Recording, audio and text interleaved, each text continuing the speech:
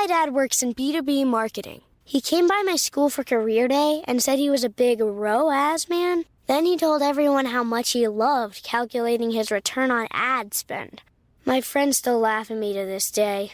Not everyone gets B2B, but with LinkedIn, you'll be able to reach people who do. Get a $100 credit on your next ad campaign. Go to linkedin.com/results to claim your credit. That's linkedin.com/results. Terms and conditions apply. LinkedIn, the place to be, to be. We acknowledge the traditional owners of country throughout Australia and recognise their continuing connection to land, waters and culture. We pay our respects to their elders past, present and emerging. Welcome to This Song Is Yours. We're a music podcast that chats to artists, musicians and creatives on their songwriting craft and upcoming projects. I'm your host Simon Fink and welcome to episode 264. Our guest today on the podcast, I feel pretty comfortable in saying that she's a friend of the pod. It is Charley, and she has bloody well gone and done it. She's released her debut EP today, which is called Timebombs. She's also taking the crown from Sam and Jono from Sly Withers today as the most frequented guest on this very podcast, with this being her third time chatting with us. If you've enjoyed any of our previous conversations with Charley or Sly Withers, or you're brand new to the pod, make sure you're following us across all of our socials, whether it be Insta, TikTok or YouTube, and make sure you're subscribed to the podcast on whatever podcast application that you use so you know when we have new guests on. All details on where to follow and subscribe can be found within the episode show notes. We also want to provide a listener discretion for this episode. For the first time ever in the history of the podcast, our microphone cut out about 5 minutes into the chat with Charley. Luckily, we did have a backup microphone that kind of kicked in, but you will notice a definite drop in quality of audio for my voice and my voice alone. Charley's voice will remain unchanged throughout the episode. We are just providing a heads up for when that kicks in about 5 minutes in. Our guest today is Charley. The pop singer and songwriter burst onto the Australian music scene in 2021 with her debut single Hard For Me and has been, in our humble opinion, kicking goals ever since.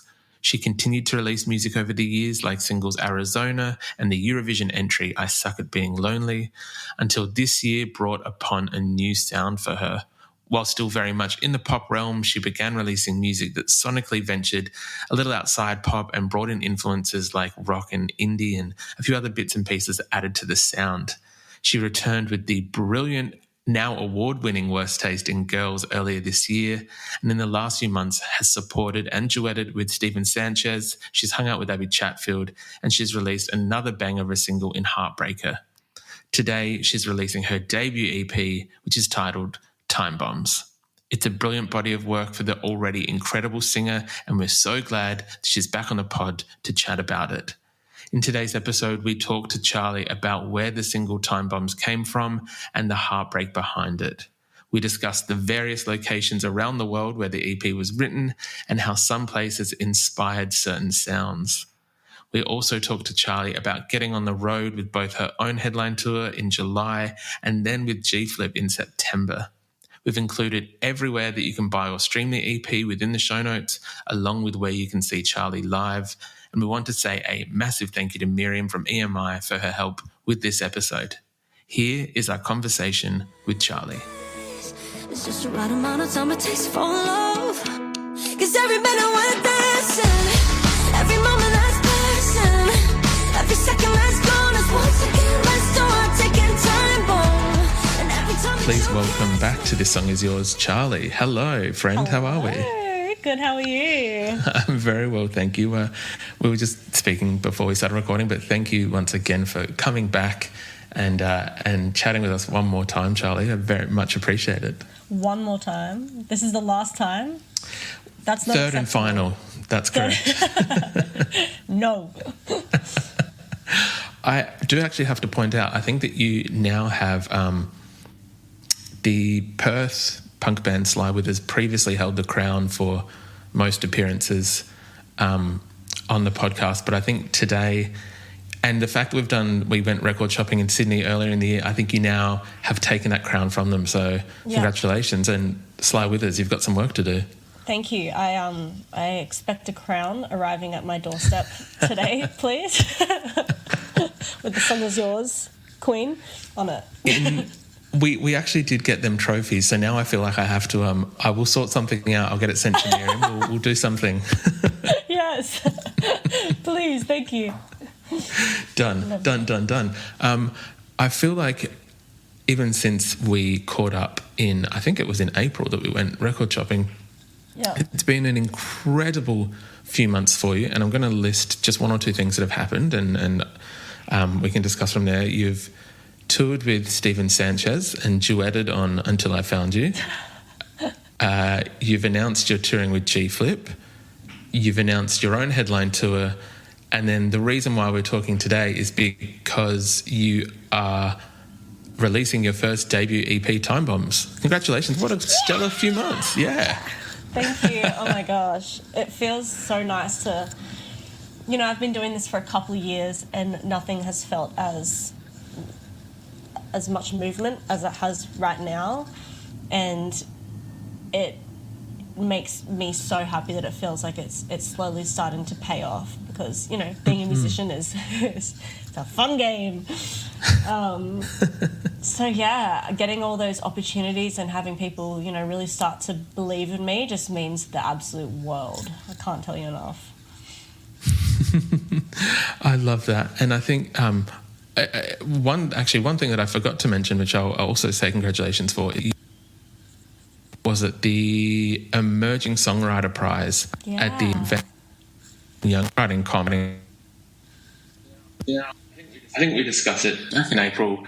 Worst Tasting Girls, very catchy song, but now it's an award-winning song as well. Yeah, I didn't think of it that way.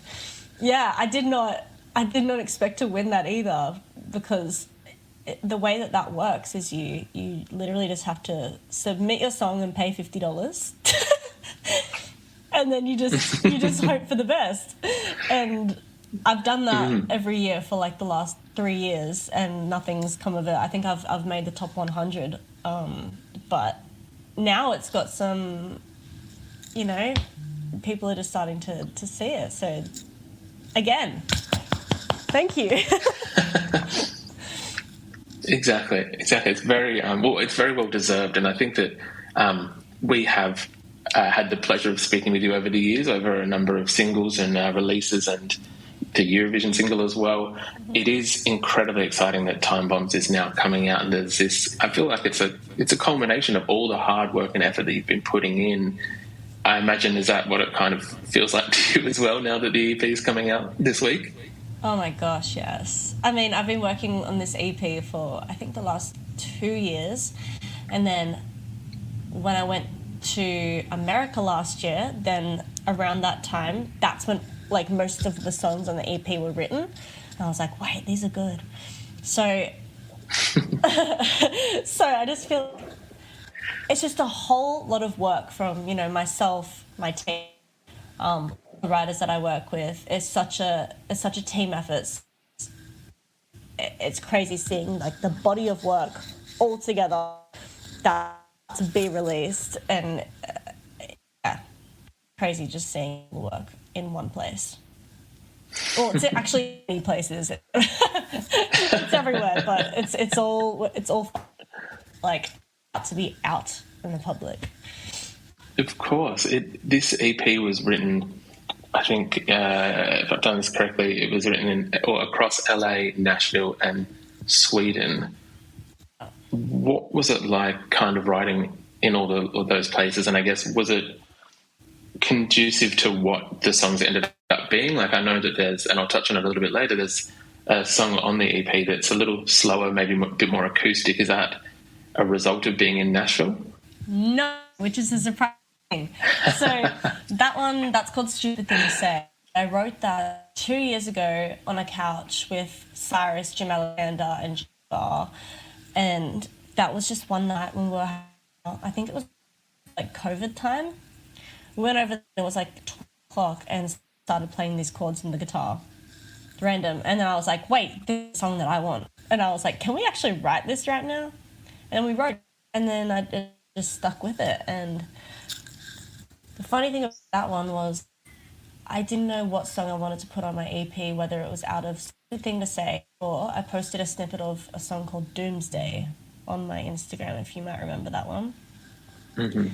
And it was out of either of those, and I gave a poll to the public, and it literally came back 50-50 for both songs. So the first song that could be produced as quick as it could within the next week was the one that we were going to choose. So Stupid Thing to Say has been chosen because of that reason.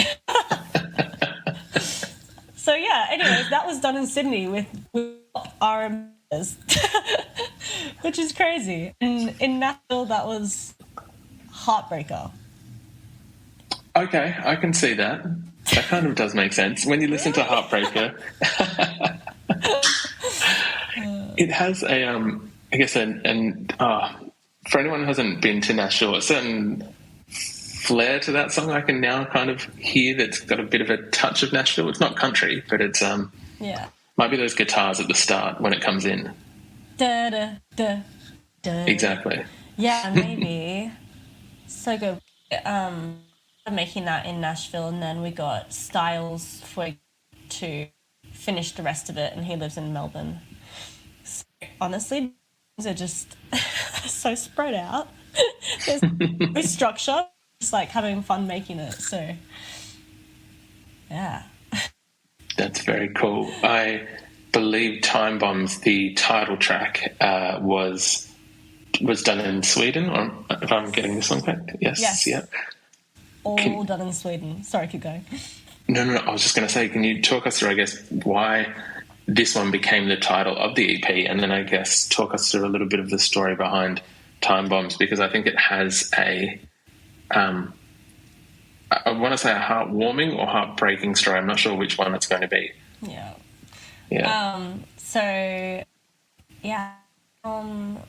Was written in Sweden last year when it was around the time where I was having my gay awakening. Sweden, and I met this girl on like the first night that I was there. Second night on, it was like the most insane romance for the 8 days. I was there for 9 days in total, and it was just crazy. I moved into her place on like the third day. Like classic union. And end of I think it was like the second last day, I had a session. I was so sick as well. I really wanted to cancel this session. And Millions of people have lost weight with personalized plans from Noom. Like Evan, who can't stand salads and still lost 50 pounds. Salads generally for most people are the easy button, right? For me, that wasn't an option. I never really was a salad guy. That's just not who I am. But Noom worked for me. Get your personalized plan today at Noom.com. Real Noom user compensated to provide their story. In 4 weeks, the typical Noom user can expect to lose 1 to 2 pounds per week. Individual results may vary. My dad works in B2B marketing. He came by my school for career day and said he was a big ROAS man. Then he told everyone how much he loved calculating his return on ad spend. My friends still laugh at me to this day. Not everyone gets B2B, but with LinkedIn, you'll be able to reach people who do. Get a $100 credit on your next ad campaign. Go to linkedin.com/results to claim your credit. That's linkedin.com/results. Terms and conditions apply. LinkedIn, the place to be, to be. oh, wait, no. Yeah, I really wanted to cancel, and A&R was like, just it's her right fall in love. And I was like, bye! To the session and we started writing Time Bomb because that name, it just felt very I felt like every single relationship of mine and up, whether it's me or the other person that blows up, and me, to be honest, the react the person does, or it just goes either way. Because I wrote the song for her, for the girl in Sweden, because at the time they would be like a certain times left to leave the country. And every time we danced and every time I wasn't asleep there, so I would mostly just be like staring at it, like just hating the time ticking down before I had to leave. So my song came out that day and it just felt so special. There was something about it. And then left the country, so heartbroken. And I kind of realized after that Timebombs felt like the EP title because all of my songs that I chose ended up in a big heartbreak or something really, really hurt me, and it just made sense for that. So, yeah, then the day I posted Time Bomb video on TikTok, and I can't, like, the people that have been in a distance relationship and to that song has been crazy, and so this is like the most amount of saves or on a video that I've gotten that quickly. So I think it was right. I think it was the right move for everything. Everything happens for a reason. I know that. So anyways, that's Time Bombs. Well, firstly, thank you for sharing that, because I imagine that it is, we've spoken about heartbreak before, but it is always, what's the 80s song, Love is a Battlefield? It can be difficult sometimes to talk about, so I appreciate you sharing that with us. Thank you. With your, I guess we have been speaking over the years. I think we spoke initially for your first single, Hard For Me, and then throughout a number of different releases. Have you found, with Worst Tasting Girls coming out early this year and it being what you advised as, I think, your first queer song or first queer written song, with that freedom that I imagine comes with that, have you found your songwriting change across the years now that you've kind of become more of yourself and more like you, if that makes sense? I feel like, I've definitely grown into writing. I don't know how I've grown, but I guess I've just learnt different techniques and how to get my words out properly. But I definitely write the best when I'm writing from something I'm going through then and there. I find it difficult to like look back on something, but if I'm going through it, then I'll be writing like my best song, which is like what I feel like Hard For Me was, and Time Bomb, I really, really love that one. I think that's one of my favourite songs I've written. And that was, in the moment. So, what was the question? Has my writing grown? Yes, yeah. Yes, I feel like it has. I feel like it has in every song. Oh, and the freedom of being gay. I feel like I never really knew who I was. And I know that, being gay isn't who I am and everything that I am, but I think it's really helped me just find myself for some reason and connect with everyone out there listening to my music. And whenever I do perform for queer crowds, I've never felt so safe and comfortable and supported in my life. So I'm very happy that I realised I was finally queer. That's awesome. I love that. And I wanted to kind of touch on that little thing that you mentioned at the end. Performing in front of any crowd, but I know that obviously there is a large subsection of your fan base that is from the queer community. Regardless, you are taking Time Bombs out on the road in July on your own headline tour, which I know has been a long time coming as well. How excited are you for these shows? I'm so excited to finally have my own show. I'm going to deck the stage out and try and make it look a little bit like the EP. Mm-hmm. So awesome.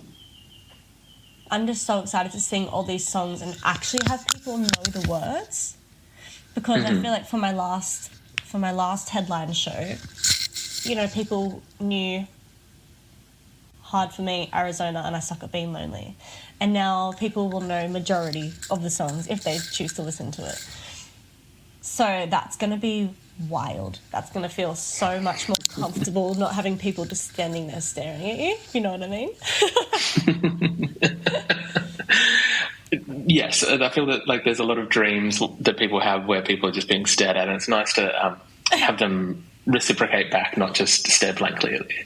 Yeah, and hopefully sing the lyrics back at me. That's the big goal. Exactly. Is there a song from the EP that you hope, actually maybe in both a live setting and just in general, that you hope does resonate with the audience? One that you hope they are singing back to you in the crowd, but also one that you just hope kind of lands with the audience? Gosh, I feel like all of them because every song has a different meaning. Like I feel like Heartbreaker makes you feel really strong in yourself, and it makes you feel really empowered and kind of just saying like, you're just a heartbreaker, you're just a mean person, and I'm just going to rise above that, and I'm not going to care about that.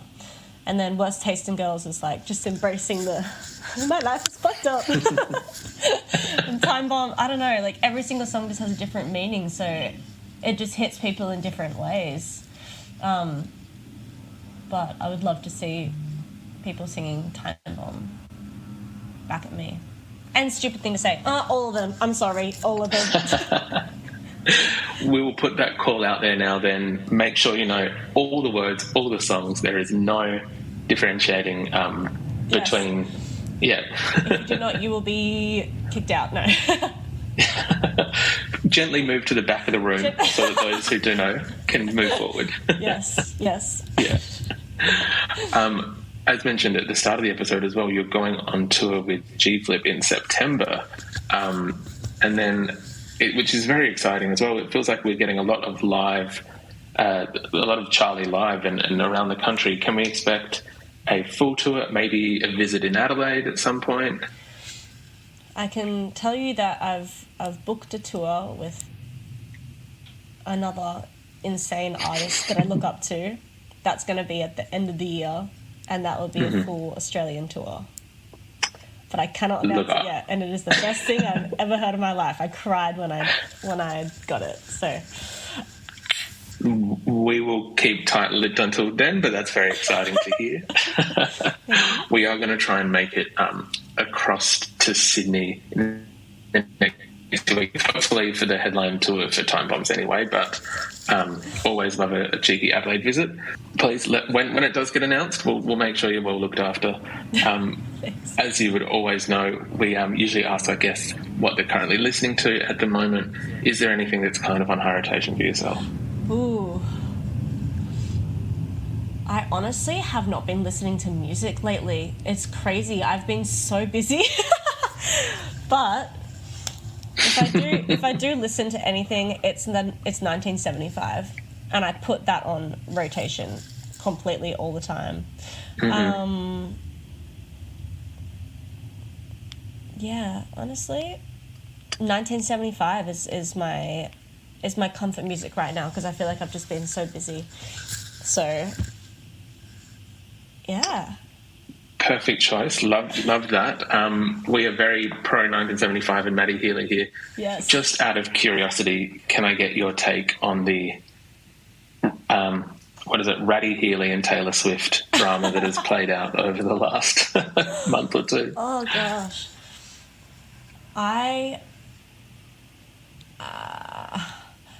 It's gonna be some good music.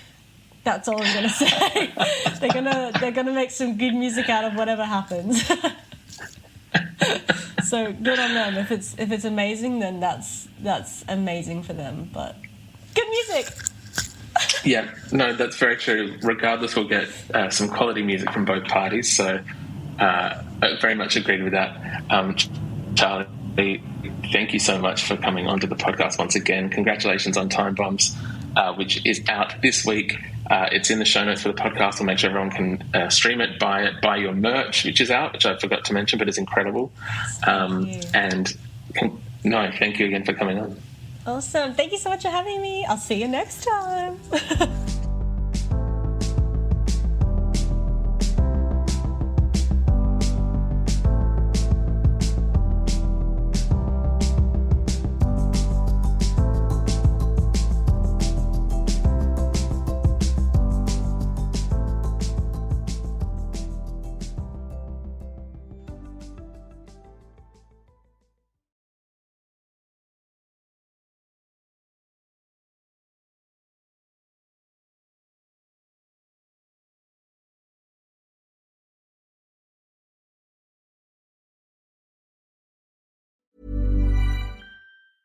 Never sleep hot again with Bowl and Branch's best-selling naturally cooling sheets. They feel super crisp and cool to the touch and are expertly designed for enhanced breathability so you don't overheat at night. Start getting your best night's sleep this summer with cooling sheets made with the highest quality materials. Try Bowl and Branch with a 30-night worry-free guarantee. Plus, get 15% off and free shipping on your first set of sheets at bowlandbranch.com with code BUTTERY. Exclusions apply. See site for details.